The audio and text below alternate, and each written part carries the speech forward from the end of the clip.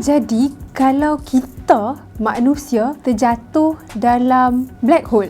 Tak tahulah pasal apa kita boleh pergi dekat dengan black hole tu, tak tahulah. Tapi let's say kalau kita dekat dengan black hole, what happen? Kalau kita terjatuh dalam black hole, what happen? Sebelum saya pergi kepada apa consequences dia, saya nak cerita sikit lah apa itu black hole secara ringkas. Bila hampa terjatuh dekat black hole, hampa bukan akan ditransportkan kepada satu tempat yang lain tau. Sebab black hole dengan wormhole adalah dua benda yang berbeza. Black hole ni cumalah center yang pack, yang dense dengan gravity. Jadi impact dia akan berbeza, bukannya hampa ditransport kepada satu tempat yang lain. Black hole ni yang menariknya, dia punya tarikan gravity tu tak sama dekat semua area. Makin jauh daripada pusat gravity, makin kurang dia punya tarikan gravity. Tapi makin dekat dengan pusat gravity dia, makin kuat tarikan gravity tu. Let's say dalam masa 1000 tahun lagi ke kan, sebab kita kan duk explore banyak on space kan. Kita nak start satu camp dekat bulan sebab kita nak pergi Mars. So what happen kalau tiba-tiba kita terjatuh dalam black hole? Kalau kita bayangkan kan, kalau kita terjatuh dalam satu gaung, kita jatuh sebagai satu objek seketui macam tu je lah kan. Sebab gravity yang ada pada bumi ni sama saja. Disebabkan penyerakan ataupun berbeza-beza gravity dekat black hole ni, makanya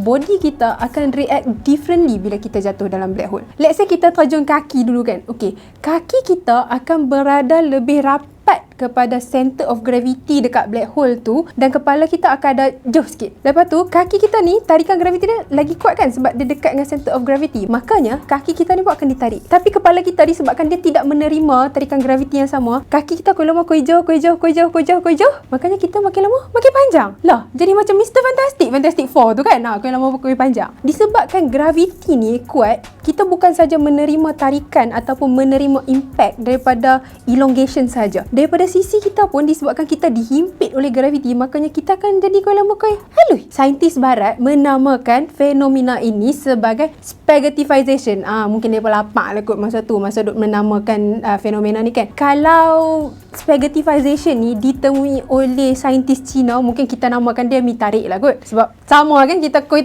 tarik makin lama makin nipis. Adakah kita sebagai manusia akan survive spaghettifization ni? Jawapannya, of course tidak. Hampa bukan Mr. Fantastic, tiba-tiba kena radiation, hampa punya genetik semua berubah, tiba-tiba boleh survive macam tu. Dah. So kita sebagai manusia biasa, tulang kita sendiri tak dapat nak elongate ataupun support elongation kita sepanjang itu. Makanya kita sebagai manusia tak bolehlah survive. Apakah kebarangkalian manusia untuk jatuh dalam black hole? Takat ni tak ada lah, sebab kita nak pergi luar pun payah kan. Yang pergi angkasa pun berapa kerat aja yang pergi kan. Kita punya sistem suria pun memang jauh daripada black hole. Makanya kebarangkalian untuk kita punya planet ditarik oleh black hole tu pun kurang. Apatah lagi kita untuk terjatuh dalam black hole. Cumanya ini semua sekarang what if. Untuk satu benda yang kita boleh belajar pasal black hole.